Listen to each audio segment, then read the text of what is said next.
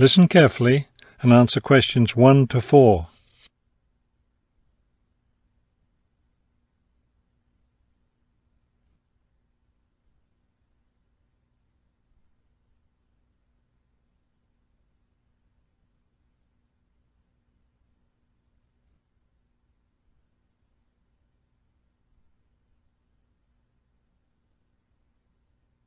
Global bicycle tours. May I help you? Yes, thank you. I'd like to sign up for a bicycle tour. Which tour were you interested in? We have the River Valley tour coming up in June and the mountain tour in July. The River Valley tour is in June. I thought it was in May. It actually takes place the first week of June. Oh, I see. Well, I can still do that. The River Valley tour is the one I want. Splendid. Just let me take your information. May I have your name, please? KARLA Schmidt. That's KARLA with a K, not a C. K-A-R-L-A. Thank you, Ms. Schmidt. Address? Do you need a street address, or can I give you my post office box? A post office box is fine. It's P.O. Box 257, Manchester. Thank you. Okay, next. Will you be bringing your own bicycle, or do you want to rent one from us? I'll bring my own. Excellent. Now, we provide all the meals, so we need to know if you have any dietary restrictions. I don't think so. What do you mean? I mean, if there's any food you can't eat. Some people have food allergies or are vegetarian or have to avoid dairy products, things like that. Oh, I see. Well, yes, I'm a vegetarian. I never eat meat. Now listen and answer questions 5 to 10.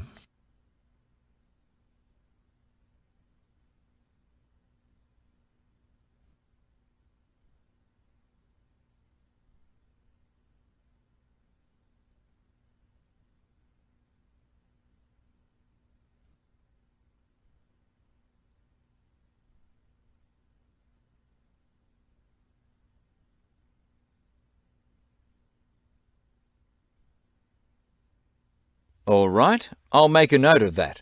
Now, the total cost of the tour is $750. That much? The price includes everything. Food, hotel, transportation, everything. Everything? Yes, everything. The only other thing is you'll want to tip the tour guide. We usually recommend 5% of the total tour cost. A 5% tip. I guess that's reasonable. In order to reserve your space on the tour, I'll need a 30% deposit. Do you need that right away? We generally ask for the deposit at least 4 weeks before the tour begins. The River Valley tour begins, 6 weeks from now. So you'll need to pay the deposit in 2 weeks. I think I can do that. I wonder if you could tell me something. How will our luggage be transported? Do we carry it on our bicycles? No, you leave that to us. We have a van that carries your luggage from hotel to hotel each day, so you don't have to worry about it. Great. I have a luggage rack for my bike, but I guess I won't have to bring that. No, you won't. But there are a few items we recommend that you bring. We can't control the weather, so you should bring a raincoat or rain gear. Yes, that's a good idea. And I should have my own spare tire too, shouldn't I? Actually, you don't need that, as our guide always carries some. And of course, you won't need maps either, since our guide has the route all planned. What about a water bottle? I'll need that, won't I? Yes, you should definitely have a water bottle. A camera would be a good idea too, since that tour goes through some very scenic areas. I have a guidebook of that area. I wonder if I should bring it along. We don't recommend guidebooks. It would just be extra weight, and the tour guide knows a great deal about the area. Yes, I see. Is there anything else I need to know? I think we've covered the important points. I'll send you a tour brochure, and you can call again if you have any questions. Thank you very much. That is the end of Section 1. Section 2. You will hear a tour of a newly renovated health club. First, you have some time to look at questions 11 to 15.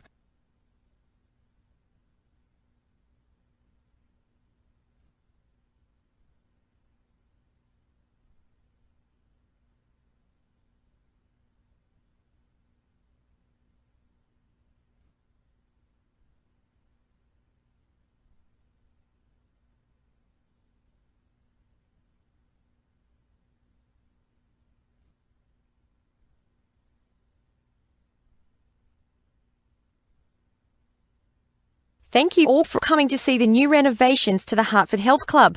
I know you'll be as pleased as I am to see the wonderful results of our months of hard work to improve the club and bring you the best facilities ever. We'll begin in here with the swimming pool. You'll notice the new colour of the adult pool, a lovely cool green. Now walk over here and look at the children's pool. It's the same green, but as you see, with brightly coloured sea creatures painted everywhere. Both of the pools needed painting, not only for maintenance, but I think the new colour greatly improves the atmosphere of this part of the club. Next, let's take a look at the locker rooms. Don't worry, there's no one using them just now. Doesn't it feel roomy in here? We've expanded both the men's and women's locker rooms, so now they'll be much more comfortable to use. There are bigger lockers, a good deal more room in the dressing area, and more places to store extra towels and equipment. Be careful as you walk through here. The floor's just been polished and may be a bit slippery. Let's go up to the exercise room next. Here, you'll notice a new floor. Walk on it. Doesn't that feel comfortable? It's a special material, softer than the old floor, an ideal surface for jogging and exercising. They had to move all the exercise equipment out while they were working on the floor, but don't worry, it will be brought back in before the end of today. Let's step outside now and look at the tennis courts. We haven't done a great deal here except to the equipment. We replaced all the nets and the ball throwing machine. Otherwise, everything is the same as it was before. Let's walk down this hallway, and here we are at the club store in its new location. We thought here by the entrance was a better place for it than where it used to be by the swimming pool. But it still has all the same items for sale, sports equipment and clothes in the club colours. Now listen and answer questions 16 to 20.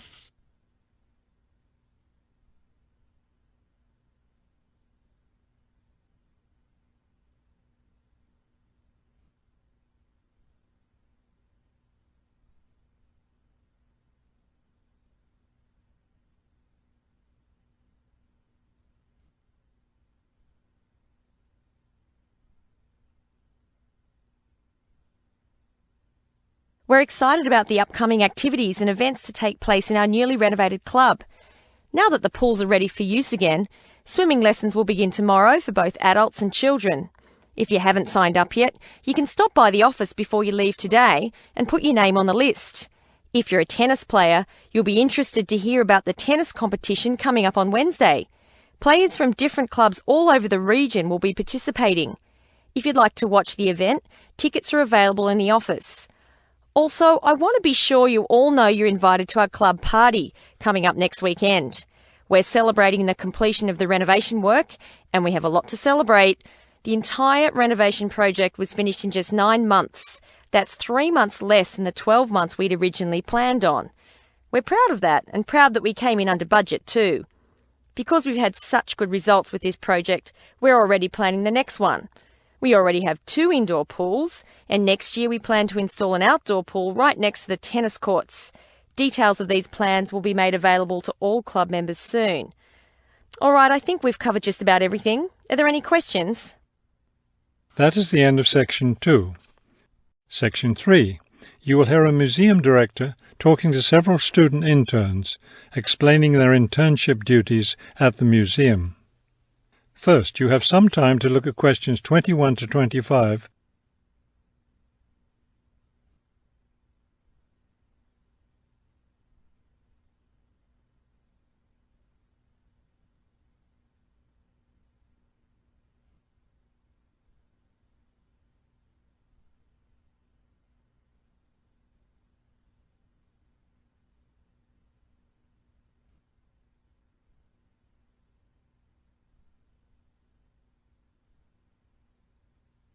Welcome to the City Museum of Art. I'm Dr. Shirley Johnson, the director of the museum's internship program. Today, I'll be giving you an orientation to the museum and our museum administrator's internship program. Will we get a chance to tour the museum today? Yes, we'll start right now with a tour of the building. We'll skip the basement. Most of that part of the building is devoted to art conservation, which won't be part of your internship. Let's begin here on the ground floor with the museum offices. I guess this is where we'll be spending most of our time, helping with the office work. You'll spend some time working in here so you can learn what the administrative duties involve, but you'll also get a chance to experience all aspects of museum work. This room in here is the Museum Tours office. I'm interested in that. I'd really like to help out with the tours. That's great, because you'll all have a chance to lead some tours and maybe even to develop a tour of your own, too. Let's go up to the second floor now. This is the boardroom in here, isn't it? Will we get to go to board meetings?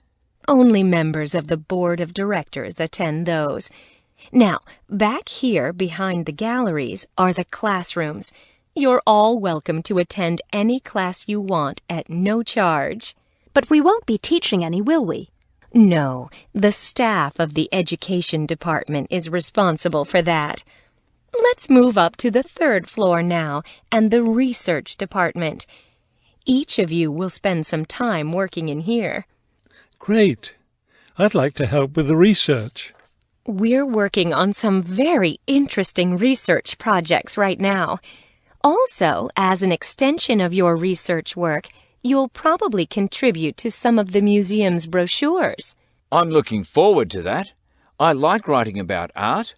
Another thing I've been hoping to be able to do is meet some artists. You're in luck then. We've planned a reception for the first day of your internship, and you'll have the chance to meet several local artists then.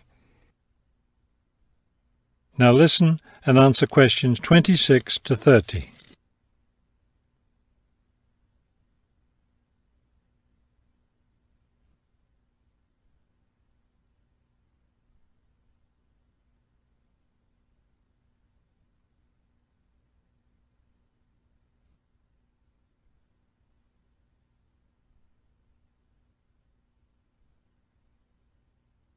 Could you give us a little background of the museum?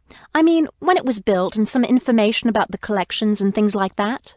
Of course. The main part of the museum was built in 1895 with a combination of public and private funds. The new wing was built 60 years later with a donation from the Rhinebeck family. That part of the museum was built for the modern art collection, wasn't it? Yes, it was. In the main part of the museum, we have a gallery devoted to works by local artists, our sculpture collection, and a small collection of classical European art. You mentioned classes earlier. What kinds of classes does the museum offer? In our adult education program, we offer a series of art history classes, and for children, we have a program of arts and crafts workshops. You can get a brochure from the office that will give you more information. I saw a lot of chairs set up in the main hall. What are those for? Those are there for tonight's musical performance. We offer a weekly concert series during the fall and winter, and of course, all of you are welcome to attend. Now, if there are no more questions, let's step into my office and I'll show you your schedules. That is the end of Section 3. Section 4. You will hear a lecture about the history of the tomato. First, you have some time to look at questions 31 to 35,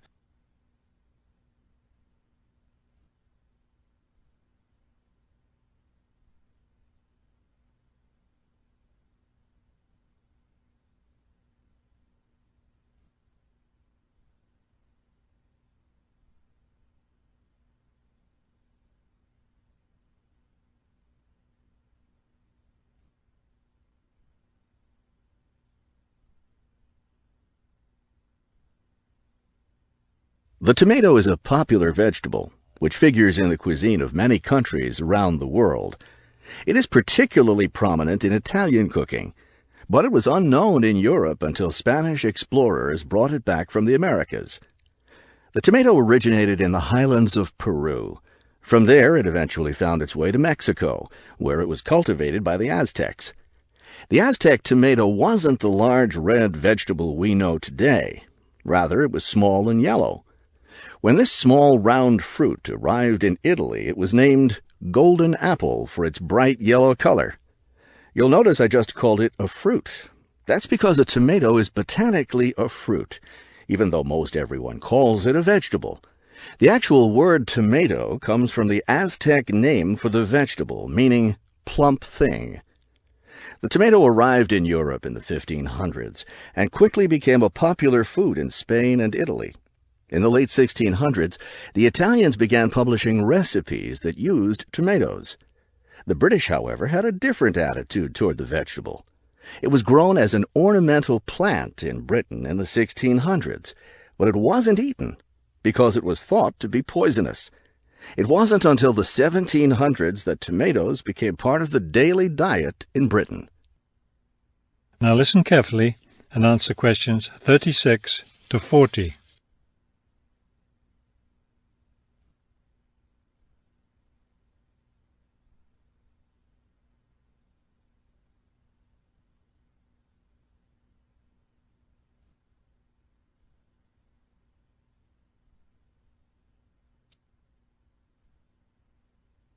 In the United States, tomatoes were also used as ornamental plants rather than as food for a long time. This attitude began to change in the 1800s. In 1806, a gardener's calendar mentioned that tomatoes could be used to improve the flavor of soups and other foods. Thomas Jefferson did much to enhance the tomato's reputation as a food. He first served tomatoes to visitors at his home in Virginia in 1809. Then in 1820, a man named Robert Gibbon Johnson decided it was time to discard once and for all the idea that tomatoes were poisonous. To prove his point, he ate 1 kilo of ripe red tomatoes in public. 2,000 people gathered to watch this feat, which took place on the steps of the courthouse in Salem, Massachusetts. Amazingly enough, Johnson survived this stunt. The popularity of the tomato as a food began growing rapidly. Soon people all around the country were eating tomatoes. By the 1830s, American newspapers and magazines were publishing thousands of tomato recipes.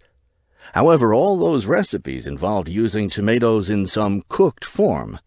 Tomato salads and sandwiches were still unknown. It wasn't until a century later, in the 1930s, that it became popular for people to eat raw tomatoes.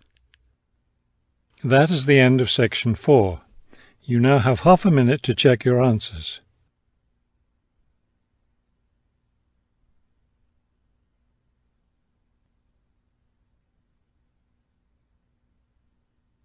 You will now have 10 minutes to transfer your answers to the listening answer sheet.